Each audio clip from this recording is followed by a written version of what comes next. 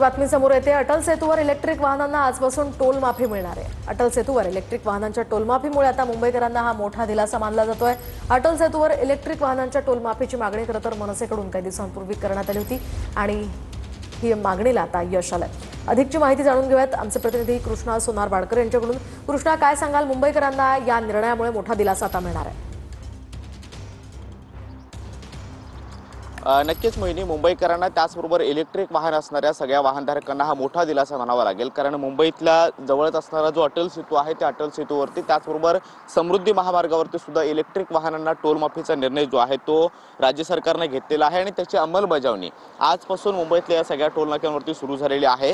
मुंबईतल्या अटल सेतूवरची ही दृश्य आपण पाहतोय। इलेक्ट्रिक वाहनं ज्यांची आहेत, ज्यांची हिरवी नंबर प्लेट आहे, अशा वाहनांना आता विदाऊट टोल सोडलं जात आहे। त्याचबरोबर समृद्धी महामार्ग आणि पुणे त्याचबरोबर मुंबई जो काही महामार्ग आहे तिथे सुद्धा टोल माफीचा निर्णय जो आहे तो घेण्यात आलेला आहे आणि त्याची अंमलबजावणी सुद्धा लवकरच येत्या 2 दिवसांमध्ये होणार असल्याची माहिती मिळते आहे। मात्र आता अटल सेतूवरचे जे कर्मचारी टोल नाक्यावरती काम करतात त्यांना सुद्धा वरून सूचना देण्यात आलेल्या आहेत की इलेक्ट्रिक वाहन असणाऱ्या वाहनांकडून टोल जो आहे तो वसूल केला जाऊ नये। खरं तर एप्रिल महिन्यामध्ये राज्य सरकारनं इलेक्ट्रिक वाहन धोरण जाहीर केलेलं होतं। प्रदूषणमुक्ती रोखण्यासाठी ज्या गाड्या आहेत त्यांचा वापर जास्तीत जास्त करावा अशा पद्धतीचं आवाहन केलेलं होतं आणि अशा गाड्या ज्या वाहनधारकांनी खरेदी केलेल्या आहेत त्यांना आता टोल माफीचा जो निर्णय आहे तो घेण्यात आलेला आहे। त्याचबरोबर हा मोठा दिलासा देण्याचा प्रयत्न जो आहे तो राज्य सरकारने घेतलेला आहे। आता आपण पाहतोय टोल माफीवरती टोल नाक्यावरती रात्री 12 पासून अशा इलेक्ट्रिक वाहनांना विदाऊट टोल सोडलं जात आहे।